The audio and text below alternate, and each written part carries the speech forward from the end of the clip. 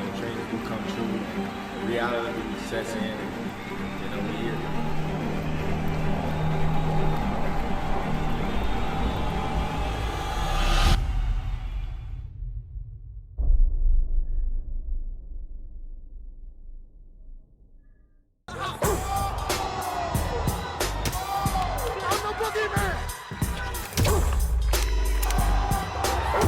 Respect isn't given, it's earned in blood.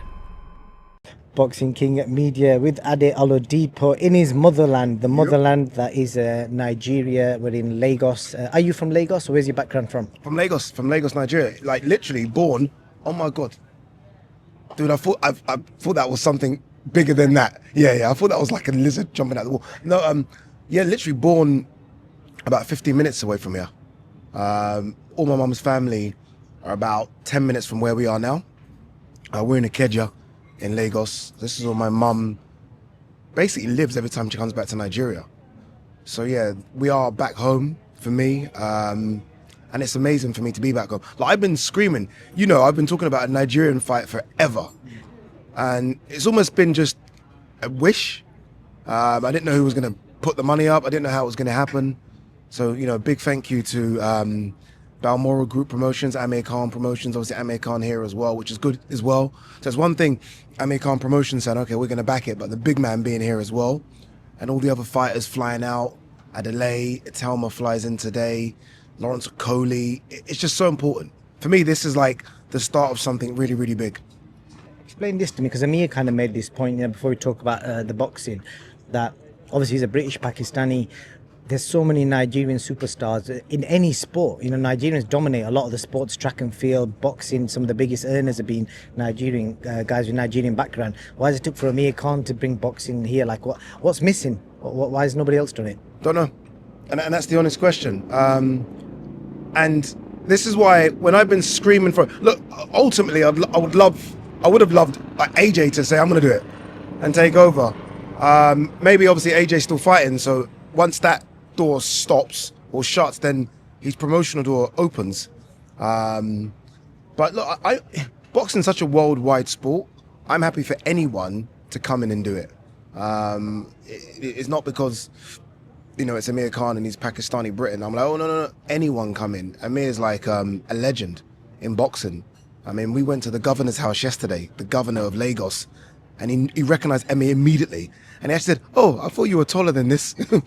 So his face is worldwide. So I think it's important to have faces like, and people like Amir sort of pushing it as well. I think what he's done with the charity work since he's been here has been fantastic. And I'm just happy that anyone can come in and kick the doors down. Ultimately, there is an older sort of boxing regime here that I think are useless.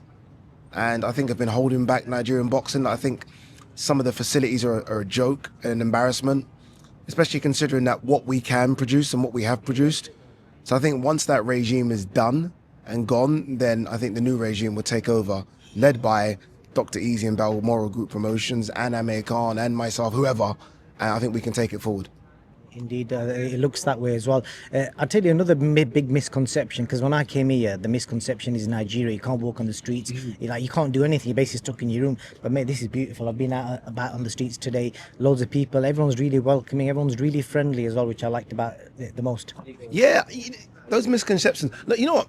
I was going to say it's bad to have misconceptions. I'm Nigerian. I had those before I started coming properly a decade ago. So when I was born here, I left when I was a baby, like 18 months. I didn't come back again until I was like 30. And before coming back, the stories are exactly what you had. When I came here, I was like, 1 second. Wait, what are you talking about? All the nice restaurants, all the nice hotels. We're in a nice hotel right now. You've got to come and see it. And that's why I think we've gone so big with this event and so much has been invested in it so that people back home can see it. I'm like, 1 second. So they can put on events as well. It isn't just the UK and the US and Saudi Arabia and Mexico. Africa can do events as well. So yeah, there are misconceptions, but I think it's important that people like yourself and everyone else out here, all the media, sort of just spread the word that those misconceptions are false. Like we went out clubbing yesterday I shouldn't have done that because I've got the weigh-ins today. But we went out, you know what I mean? Everyone was out. Everyone was having fun. That's what I want to show people Nigeria. I want to show people that you can have a good time here. Always great weather. And it's the perfect place for a lot of sport to happen. Definitely is. But I tell you, got to explain this one thing to me, which proper confuses me, man. Like, look at this. What's all this about? There's like, there's about £30 there. That's not £30. There's about 100 quid here. But yeah, look, the currency is really bad. So at the moment, it's like 2,000 naira. So 2,000 of this to £1. And it's something the economy needs to sort of grow stronger, because when I came again, 15, 20 years ago, it was like 300 to 1. When my mum first came to London, so you're talking early 80s, it was nearly 1 to 1. 1 naira to £1. So obviously, look, the economy, or the value of the naira isn't strong, but the economy is strong. I mean, there's millions of people here that spend. I mean, obviously, oil's a big thing here. Tourism is something they're trying to build on. They've got the E1 sports boat thing here. You know, like Formula One, but on water. I don't know what it's called. Basically, so they've got all the teams here. So Nadal's team's here, LeBron James's team is here, Roger Federer's team. So they've got all those coming. So they're trying to get tourism over here as well. Very similar to Saudi, obviously without the big push of financial power and muscle. So they are trying, but it's a growing economy. But I do feel like they need to look at tourism as a way to really grow the economy as well. Definitely is a secret. I want to see how Nigerian you actually are, Ade. Could you? Remember, there are about 52 tribes. What tribe are you? Yoruba. All right. Okay. So this language is of the Yoruba language. So, how do you say good morning? Ooh.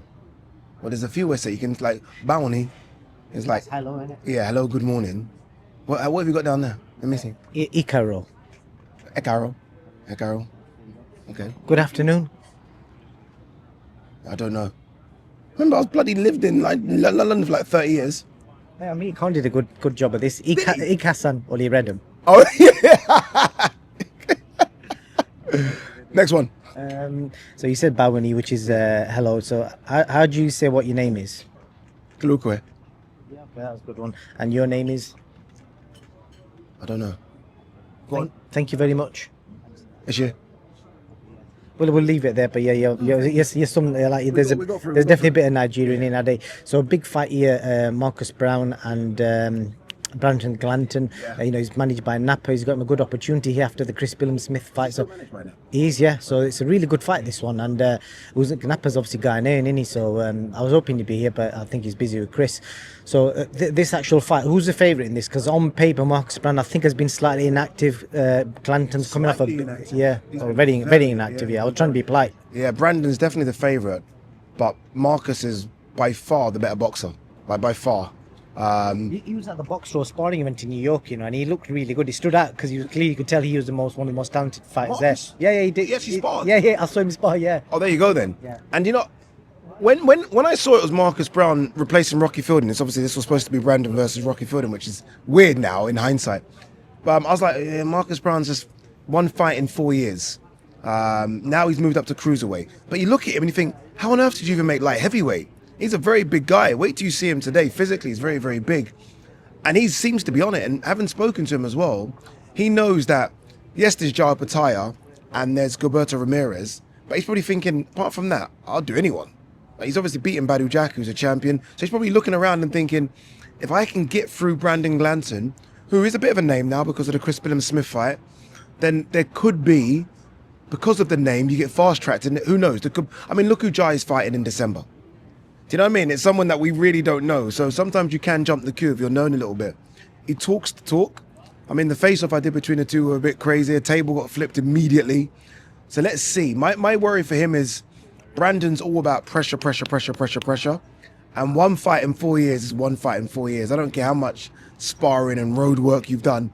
If you had one real fight in 4 years, and that was even against a nobody, to be honest with you, I'm a bit worried about how he's going to look after 4 or 5 rounds, especially in this heat as well. Looking forward to it. Obviously, he was at the Ghana show. But what's just kind of explain to somebody who's never experienced African fight night, what can they expect? Noise. Honestly, dude, atmosphere is insane. for these type of things. The stadium, I went to the stadium last night to have a look at it, and I'm not just saying this as because I want everyone to tune in. Honestly, dude, you're going to come to the stadium, you're going to think we're somewhere in the UK or US. That they have sort of no penny spared. They've got sort of TV monitors everywhere, big ones as well. They've got a massive stage backdrop. Like some of the big Saudi shows, they've got a runway which is lit up with fireworks and pyrotechnics.